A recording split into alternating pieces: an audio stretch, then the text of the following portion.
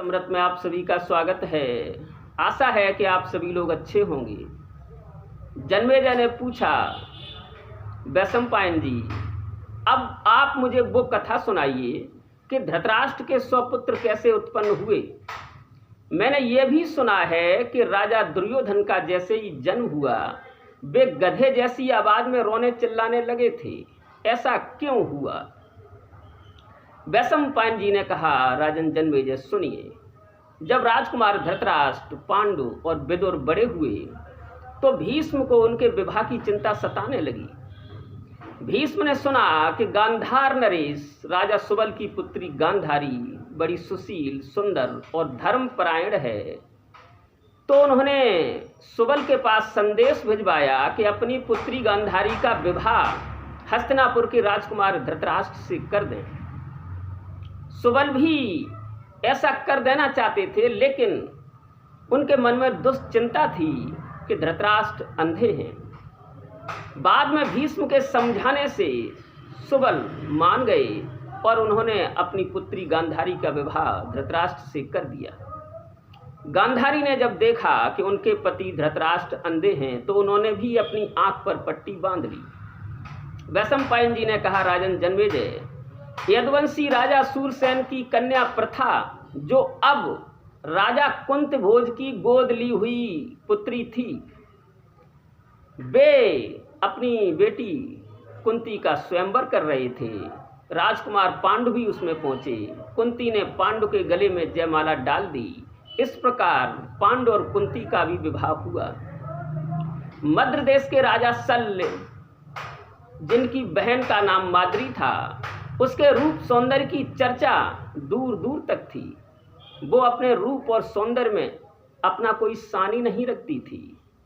भीष्म ने शल्य से कह करके माद्री का विवाह भी पांडु के साथ करा दिया। अब पांडु के 2 पत्नियां हो गईं, कुंती और माद्री। भीष्म ने विदुर का भी विवाह कराया। वैशंपायन जी ने कहा, इस प्रकार तीनों के विवाह हो जाने के बाद अब आप वो कथा सुनिए जिससे धृतराष्ट्र को 100 पुत्र प्राप्त हुए। एक दिन ऋषि व्यास जी भूख प्यास से व्याकुल होकर के धृतराष्ट्र के महल में आए। गांधारी ने बड़ी सेवा की, उनकी पूजा की, उन्हें भोजन कराया। गांधारी के अतिथि सत्कार से प्रसन्न होकर के व्यास ने कहा, गांधारी, मैं तुम्हें कोई वरदान देना चाहता हूँ, तुम अपना मन वांछित वरदान मांग लो। गांधारी ने कहा, आप अगर वरदान ही देना चाहते हैं तो मुझे वरदान दीजिए कि मेरे 100 पुत्र हों।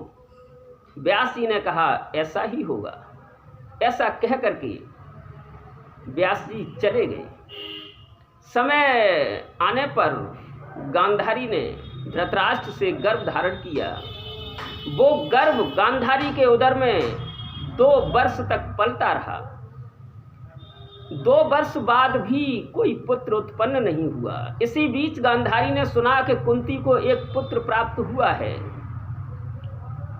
गांधारी को बड़ी निराशा हुई अपने ऊपर कि 2 वर्ष हो गए, अभी मुझे पुत्र प्राप्त नहीं हुआ है। एक दिन धृतराष्ट्र के अनजान में एकांत में बैठकर क्रोध में आकर गांधारी ने अपने उदर पर प्रहार करना शुरू कर दिया। उस प्रहार के कारण गर्भ से एक मांस का पिंड प्रकट हुआ। जैसे ही मांस के पिंड को गांधारी ने देखा तो और भी अधिक निराशा बढ़ी कि 2 वर्ष हो गए, अभी भी ये मांस का पिंड ही प्रकट हुआ है। गांधारी ने सोचा इसे फेंक देना चाहिए। जैसे ही गांधारी ने उस मांस के पिंड को फेंक देने की बात सोची, वेद व्यास जी उनके सामने प्रकट हो गए। व्यास जी ने कहा, गांधारी, तुम इस मांस के पिंड के साथ क्या करना चाहती थी? गांधारी ने कहा, प्रभु, मैं इसे फेंक देना चाहती थी, इसका क्या करना? व्यास जी ने कहा, नहीं, मैंने जो आपको 100 पुत्र प्राप्त होंगे ऐसा वरदान दिया था, उसी के कारण, उसी के अनुसार ये सब हो रहा है। अब आप ऐसा करिए, घी से भरे हुए 100 घड़ों की व्यवस्था करें। घी से भरे हुए 100 घड़ों की व्यवस्था कराई गई। व्यास जी ने कहा, शीतल जल लाइए। शीतल जल मंगाया गया। व्यास जी ने जैसे ही वो शीतल जल उस मांस के पिंड पर डाला, उस समय गांधारी के मन में ये बात आ रही थी कि जैसा व्यास जी ने कहा वैसा ही होगा। मुझे 100 पुत्र तो होंगे ही, अगर एक पुत्री भी हो जाती तो ज्यादा अच्छा होता। गांधारी के मन में ये बात आ रही थी और व्यास जी उस मांस के पिंड पर शीतल जल डाल रहे थे।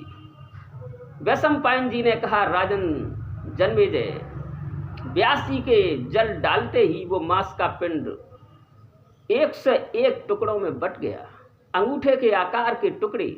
व्यास जी ने कहा, गांधारी, तुम्हारे मन में जो इच्छा थी कि एक पुत्री भी हो, तो तुम्हारे 100 पुत्र और एक पुत्री होगी।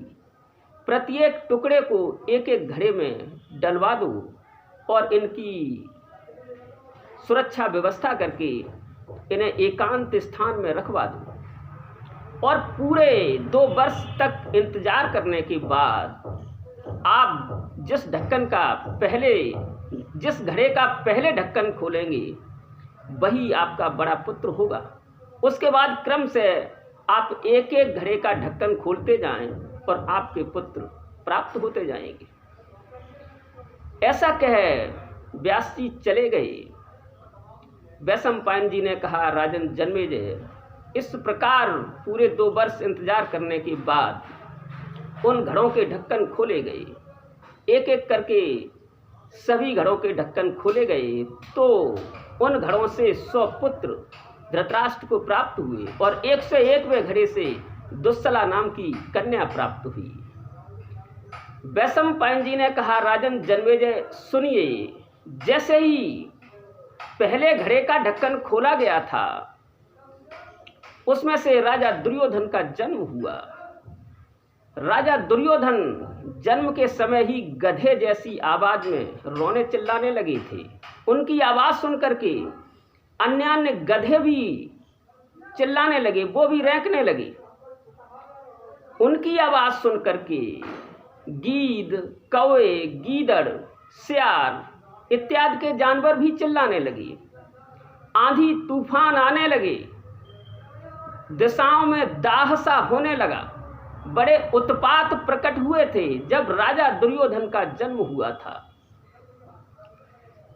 ऐसा देख करके धृतराष्ट्र के मन में बड़ी दुश्चिंता हुई। वे भीष्म के पास गए और ब्राह्मणों को बुलवा करके इसका कारण पूछा कि मेरा बेटा जो बड़ा पुत्र है वो गधे जैसी आवाज में रोने चिल्लाने लगा था, इतने उत्पात हुए, क्या कारण है इसका?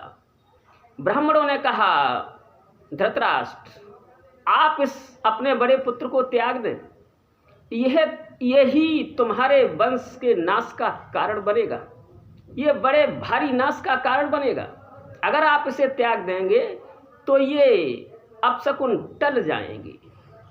गधे जैसी आवाज जो है वो अशांति का कारण बनेगी। गीद, कौ, मांसाहारी जानवरों को ये सुख देने वाला होगा आपका बड़ा पुत्र, इसलिए आप इसे त्याग दें। लेकिन वैशंपायन जी ने कहा, राजन जन्मेजय, पुत्र मोह में आकर के धृतराष्ट्र ऐसा नहीं कर सके और उन्होंने दुर्योधन को नहीं त्यागा। 100 पुत्र ही नहीं थे, धृतराष्ट्र के 101 पुत्र और एक पुत्री थी। वैशंपायन जी ने जब ये कहा तो जन्मेजय ने कहा, वैशंपायन जी, वो 101वां पुत्र वो कैसे उत्पन्न हुआ था? वैशंपायन जी ने कहा, सुनिए, जब गांधारी गर्भ उसके उदर में मांस का पिंड बढ़ रहा था, गर्भ धारण किए हुए थी, तब राजा धृतराष्ट्र की सेवा में गांधारी की एक दासी रहा करती थी।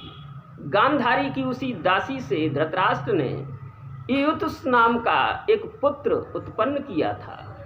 इस तरह राजा धृतराष्ट्र के 101 पुत्र और एक पुत्री दुस्सला थी।